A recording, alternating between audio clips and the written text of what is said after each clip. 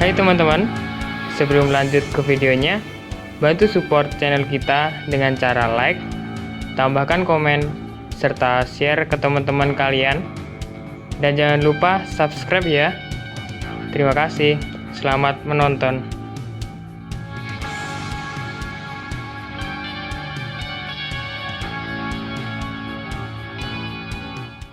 Assalamualaikum warahmatullahi wabarakatuh. Yang saya hormati seluruh kepala sekolah SMA dan SMK jajaran Kota Yogyakarta beserta guru dan staf yang saya cintai dan saya banggakan, seluruh siswa-siswi SMU dan SMK wilayah Kota Yogyakarta. Berbahagia sekali pada kesempatan kali ini. Perkenalkan, saya Kasat Binmas Polresta Yogyakarta, Kompol Leonisha, ingin menyampaikan materi tentang penanggulangan kenakalan remaja. Pertama-tama mari kita pengertian tentang kenakalan remaja. Yang pertama adalah menurut Kamus Besar Bahasa Indonesia, kenakalan remaja adalah perilaku remaja yang menyalahi aturan sosial di lingkungan masyarakat tertentu. Sedangkan pengertian kenakalan remaja menurut seorang sosiolog bernama Kartini Kartono ialah perilaku jahat atau kenakalan anak-anak muda yang merupakan gejala sakit atau patologis secara sosial pada anak remaja yang disebabkan oleh satu bentuk pengabaian sosial, sehingga mereka itu mengembangkan bentuk tingkah laku yang menyimpang. Dari pengertian-pengertian ini kita bisa pahami bahwa kenakalan remaja menurut dalam konsep psikologi yang dijelaskan oleh seorang tokoh bernama Elizabeth B. Hurlock, seorang ahli psikologi perkembangan, menyatakan secara psikologis remaja adalah usia di mana individu berinteraksi dengan masyarakat dewasa, atau usia di mana anak tidak lagi merasa di bawah ikatan orang-orang yang lebih tua, melainkan dalam tingkatan yang sama, sekurang-kurangnya dalam masyarakat. Perlu kita garis bawahi di sini, remaja masuk dalam sebuah rentang kehidupan di mana ada masa peralihan antara anak dan dewasa, sehingga remaja merasa masih mencari jati diri, masih mencari pengakuan akan menjadi apa mereka nanti. Setelah memahami pengertian dari kenakalan remaja tadi, kita juga perlu mengetahui apa saja faktor penyebab terjadinya kenakalan remaja. Karena apa? Dengan kita mengetahui faktor-faktor yang ada, kita dapat selanjutnya menganalisa untuk selanjutnya dapat mencari solusi dari pemecahan masalah tersebut. Jadi faktor-faktor yang menyebabkan terjadinya kenakalan remaja itu saya bagi menjadi 3, yaitu faktor internal, faktor eksternal, serta faktor lainnya. Faktor internal itu sendiri, yang pertama, krisis identitas. Perubahan biologis dan sosiologis pada diri remaja memungkinkan terjadinya 2 bentuk integrasi. Yang pertama, terbentuknya perasaan akan konsistensi dalam kehidupannya. Yang kedua, tercapainya identitas peran. Kenakalan remaja terjadi karena remaja gagal mencapai masa integrasi yang kedua, yaitu mencapai identitas peran sebagai apa seorang remaja tersebut. Kemudian faktor internal yang kedua adalah kontrol diri yang lemah. Remaja yang tidak bisa mempelajari dan membedakan tingkah laku yang dapat diterima dengan yang tidak dapat diterima akan terseret pada perilaku dalam tanda kutip nakal. Begitupun bagi mereka yang telah mengetahui perbedaan 2 tingkah laku tersebut, namun tidak bisa mengembangkan kontrol diri untuk bertingkah laku sesuai dengan pengetahuannya. Mungkin di sini istilah-istilah ini agak sulit dipahami, tapi ini untuk pemahaman bahwa faktor internal di dalam diri, di dalam karakter dari remaja itu sendiri perlu dipahami. Bagaimana mereka merasa, perasaan dari dalam diri mereka juga perlu dipahami oleh orang sekitar. Kemudian yang kedua tadi adalah faktor eksternal. Faktor eksternal di sini termasuk juga faktor keluarga. Ada anak yang broken home dari perceraian orang tua, tidak ada komunikasi yang baik antara anggota keluarga, atau perselisihan antara anggota keluarga. Ini bisa memicu perilaku negatif pada remaja. Pendidikan yang salah ini, maksudnya pendidikan yang salah dalam hal keluarga, seperti terlalu memanjakan anak, tidak memberikan pendidikan agama atau kurang memberikan pendidikan agama, penolakan terhadap eksistensi anak, bisa menjadi penyebab terjadinya kenakalan remaja. Yang dimaksud penolakan terhadap eksistensi anak ini mungkin ketika orang tua kurang memberikan apresiasi pada anak atas apa yang telah anak itu lakukan. Kemudian yang kedua, faktor eksternalnya, pengaruh kawan sepermainan yang kurang baik. Sebagai orang tua, sepatutnya harus memperhatikan bagaimana pergaulan dari anak kita. Apakah mereka berkawan dengan orang-orang yang membawa perilaku positif atau perilaku negatif, sehingga hal tersebut sering juga menjadi pemicu atau faktor penyebab kenakalan remaja. Yang ketiga, faktor eksternal dari komunitas atau lingkungan tempat tinggal yang kurang baik. Bisa jadi dia tinggal di kawasan atau lingkungan yang kurang mendukung, misalnya tidak ada suasana yang bisa membawa pengaruh positif terhadap anak tersebut.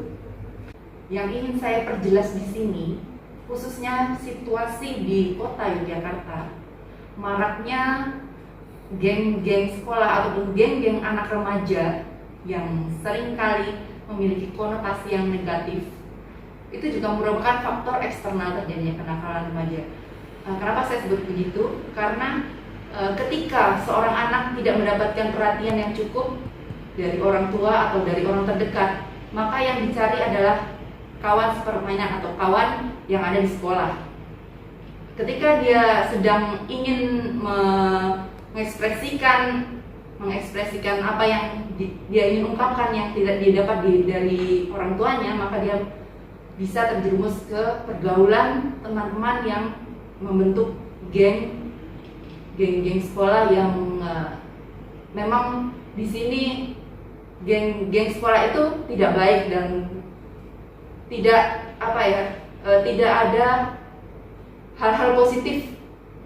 Kalau misalnya kita ingin mencari hal positif, tentu banyak seperti kegiatan-kegiatan seni ataupun olahraga. Namun untuk geng-geng sekolah kebanyakan mereka melakukan pengerusakan atau mereka mengganggu ketertiban lingkungan sosial, berkelahi, dan itu membawa hal-hal yang negatif bagi anak tersebut. Kemudian juga ada komunitas. Ya, geng itu merupakan komunitas yang menyebut diri mereka solid dan kompak, tapi harus anak-anak sadari bahwa tidak selamanya yang solid dan kompak itu perlu kita ikuti, terutama yang memiliki kredibilitas yang tidak baik. Tolong tumbuhkan lagi kesadaran dalam diri anak-anak sekalian untuk menjauhi komunitas ataupun geng-geng yang ada di sekolah. Mohon maaf sebelumnya, tadi saya tidak bermaksud menyampaikan bahwa di setiap sekolah itu ada terbentuk geng, namun seperti yang telah saya sebutkan tadi, bahwa anak-anak yang tergabung dalam sebuah kelompok atau suatu komunitas itu mereka memang anak-anak yang kelebihan energi, bisa kita katakan kelebihan energi, sehingga perlu menyalurkan energi tersebut menjadi ke hal-hal yang negatif. Jadi mungkin terbentuknya komunitas tersebut juga di luar pengetahuan dari sekolah, sehingga ini membawa kita ke faktor selanjutnya, yaitu faktor lainnya. Itu lebih banyak ke reaksi frustasi diri dari remaja tersebut, gangguan berpikir dan intelijensial pada diri remaja. Biasanya ini terjadi ketika terlalu banyak tuntutan dari orang tua. Ketika dituntut untuk bisa nomor satu, kadang terjadi terlalu banyak belajar. Seperti kita ketahui bersama bahwa sesuatu yang berlebihan itu bisa mengakibatkan hal yang tidak baik. Kemudian kurangnya kasih sayang orang tua atau keluarga, Di sini biasanya orang tua yang bekerja, walaupun saya tidak menyebutkan semua orang tua yang bekerja adalah orang yang kurang memberikan kasih sayang kepada anaknya, tapi kebanyakan orang tua yang bekerja lebih fokus untuk bekerja daripada untuk memperhatikan anaknya, sehingga mungkin ini perlu disampaikan lagi kepada orang tua atau wali murid untuk meluangkan waktu setidaknya sehari pada saat pulang kerja, gunakan quality time atau waktu yang berkualitas dengan anak-anak.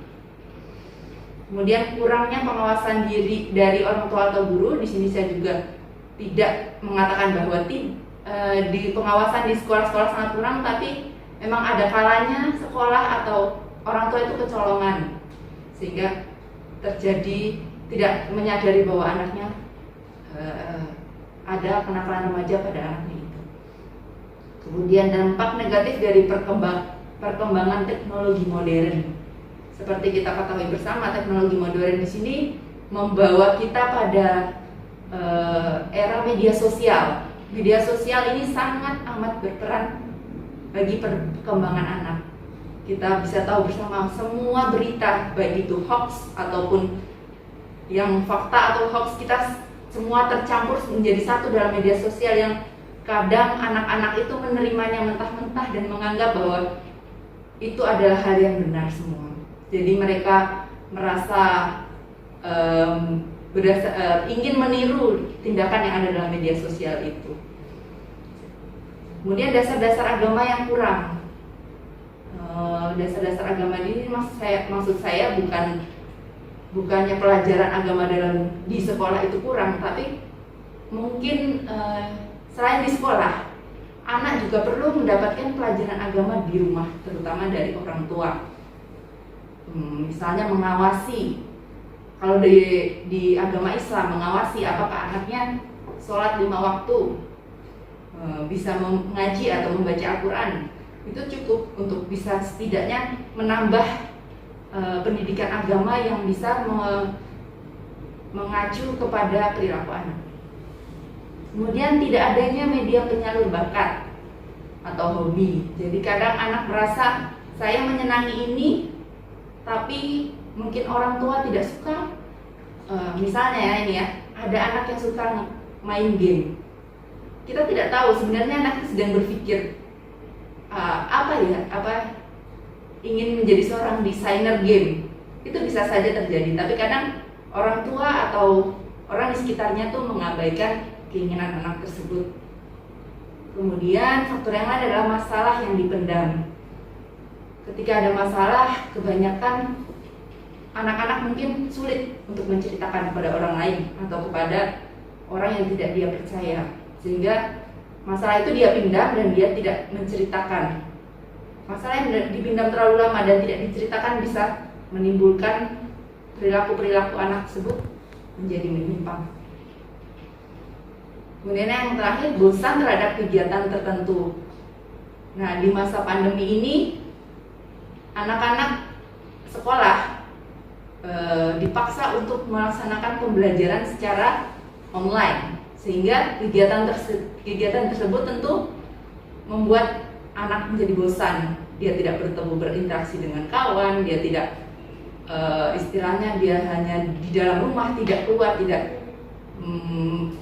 tidak berkegiatan di keluar gitu, sehingga dia merasa bosan dan akhirnya mencari kegiatan yang negatif. Bapak, Ibu guru dan anak-anak yang berbahagia, berikutnya tentang bentuk-bentuk kenakalan remaja.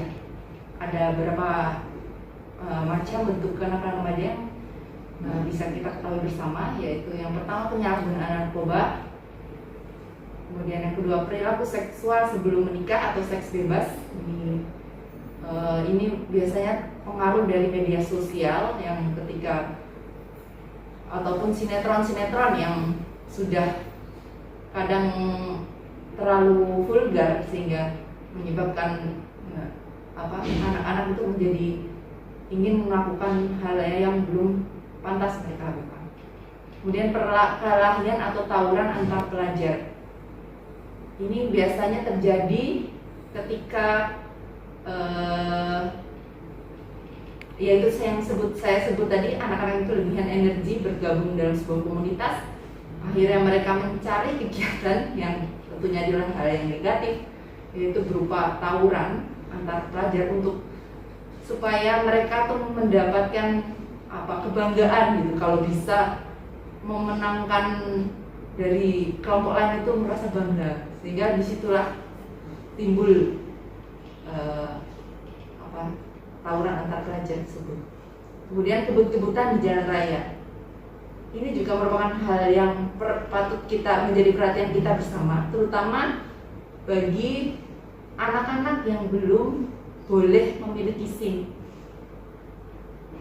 Ini sangat rawan ketika mereka belum boleh memiliki SIM, tapi mereka diperbolehkan menggunakan kendaraan bermotor oleh orang tuanya.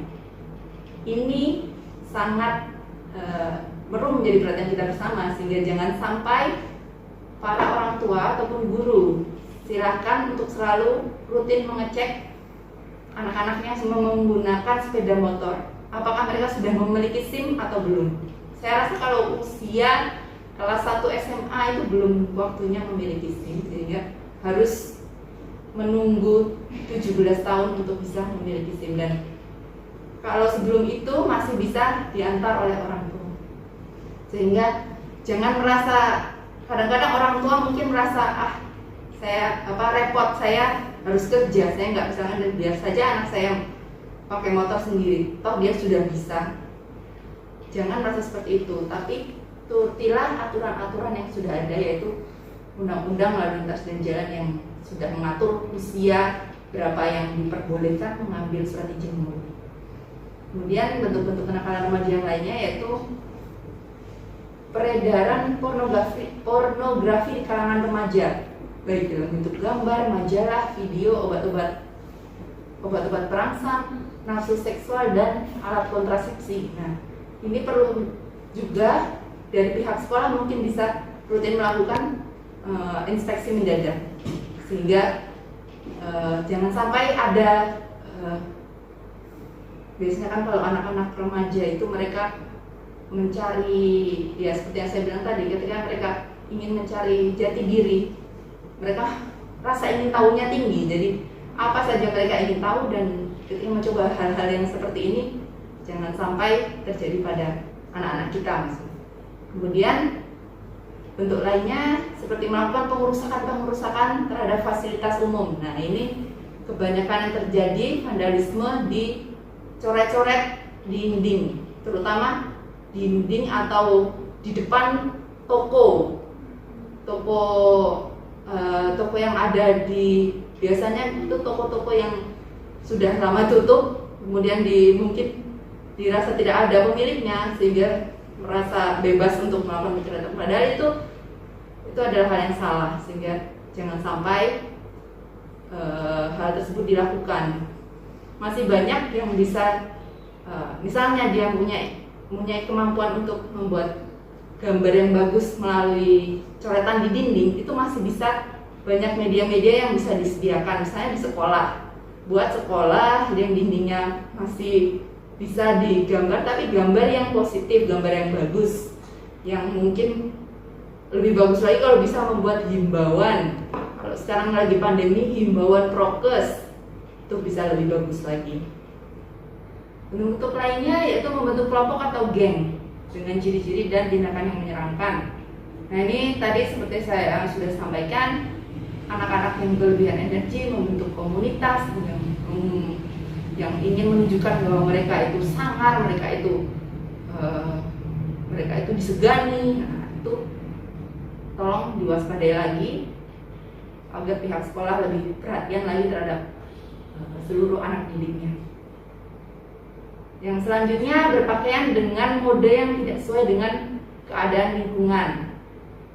Ini berkaitan dengan mode, karena sekarang semuanya ketika di media sosial muncul mode-mode tertentu, kita kadang-kadang anak-anak itu, remaja-remaja itu nggak mau kalah gitu. Padahal kalau di Jogja ini kan ada kental budaya ketimuran. Nah, kadang kalau di media sosial yang sekarang lagi ngetren tuh TikTok namanya ya. Jadi ada menari-menari menjoget menggunakan pakaian yang kelihatan pusarnya, itu kan tidak sesuai dengan budaya ketimuran kita, maka jangan diikuti. Kemudian bentuk-bentuk kenakalan remaja yang terakhir, minum minuman keras, membolos sekolah. Nah ini sangat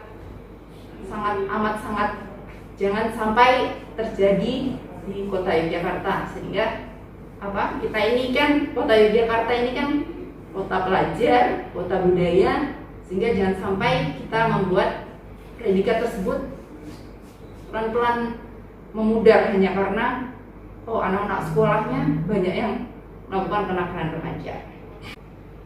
Kita sampai pada apa sih peran orang tua dan guru dalam menangani masalah yang terjadi pada remaja. Di sini saya ingin menekankan kepada peran orang tua. Peran orang tua dari anak atau siswa itu menanamkan pola asuh yang baik pada anak sejak dini. Jadi sejak kecil sudah mulai ditanamkan pola asuh yang baik. Jadi jangan misalnya di waktu umurnya masih di bawah 7 tahun jangan melakukan sebenarnya di semua umur ya, jangan melakukan kekerasan pada anak, itu sangat amat tidak dibenarkan. Itu merupakan pola asuh yang salah.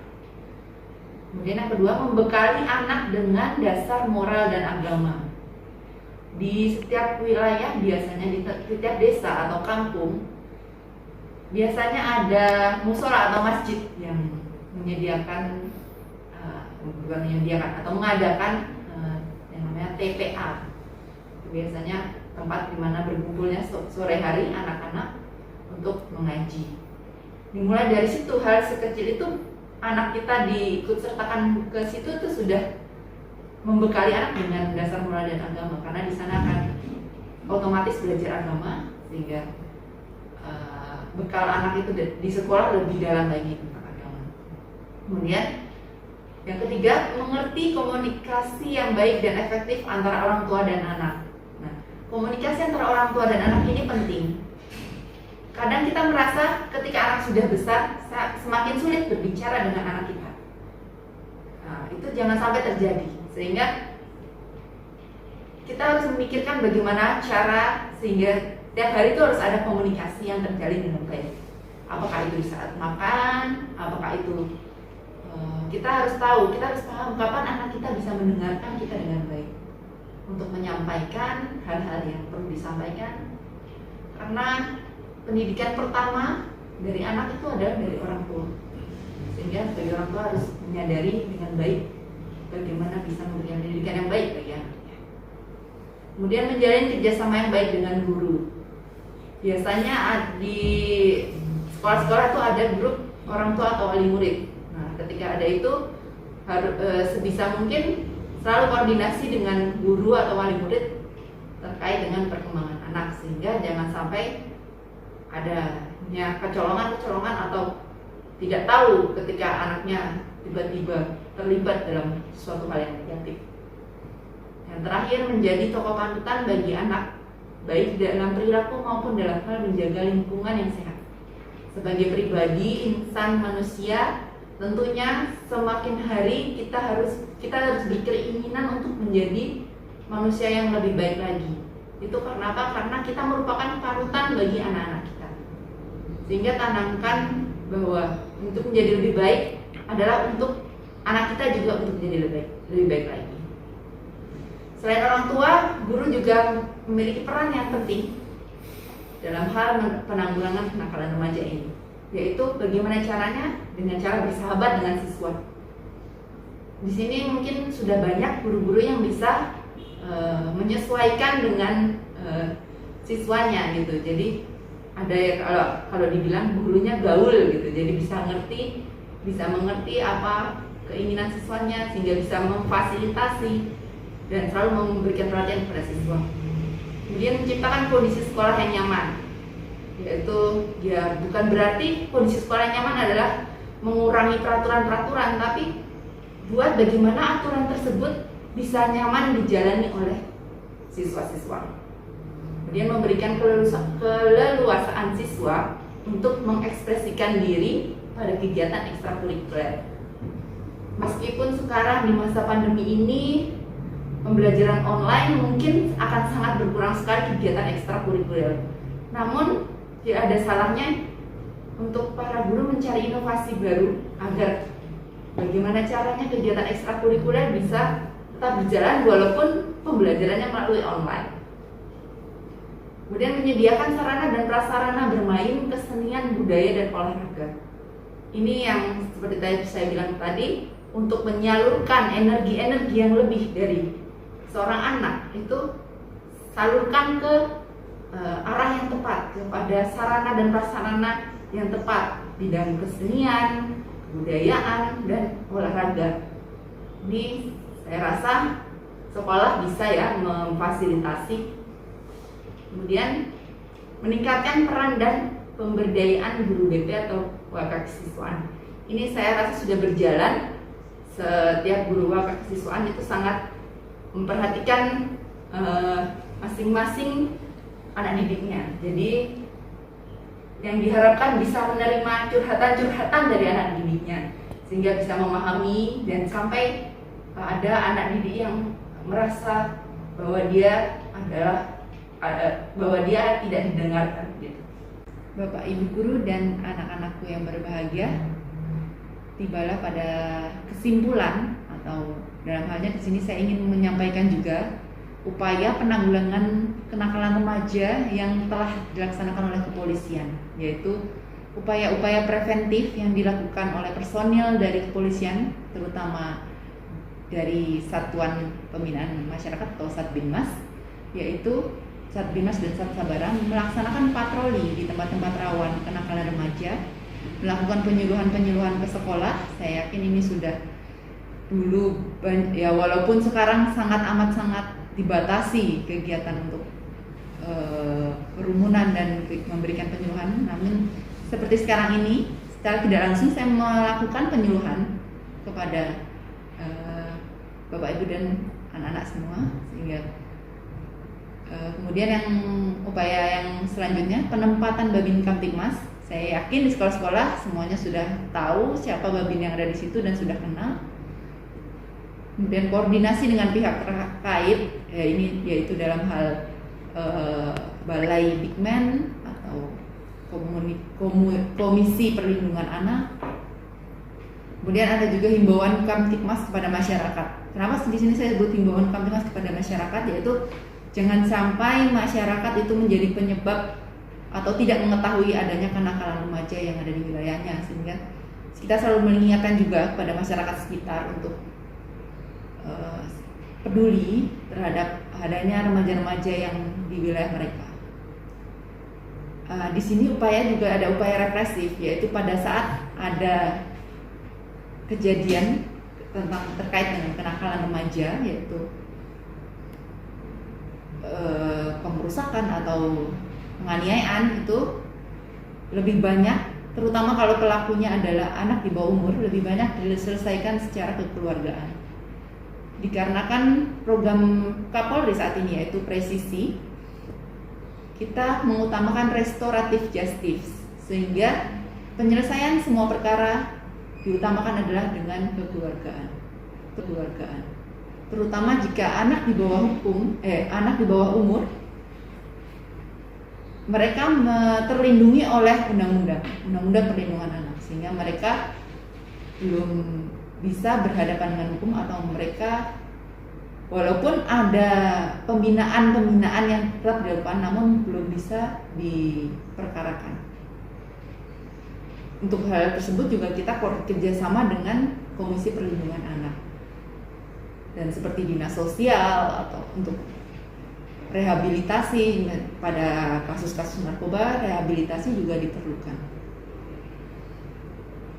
Untuk itu saya ingin mengingatkan sekali lagi kepada bahwa kenakalan remaja ini adalah tanggung jawab kita semua, tidak hanya individu dan remaja itu sendiri, tapi orang di sekitarnya seperti orang tua, guru, dan masyarakat sekitar. Semuanya mampu berperan untuk meminimalisir terjadinya kejadian tentang kenakalan remaja. Oleh karena itu, saya menghimbau pada seluruh guru dan seluruh anak-anakku, siswa SMA dan SMK di seluruh Yogyakarta, mari tumbuhkan kesadaran diri kita.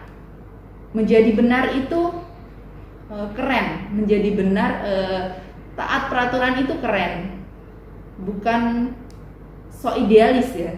So idealis itu ketika orang mengatakan kamu so idealis, jangan merasa kemudian terus Anda jadi tidak mau melakukan hal tersebut. Namun tunjukkanlah bahwa diri Anda itu berbeda. Diri Anda bisa menjadi apapun yang Anda inginkan.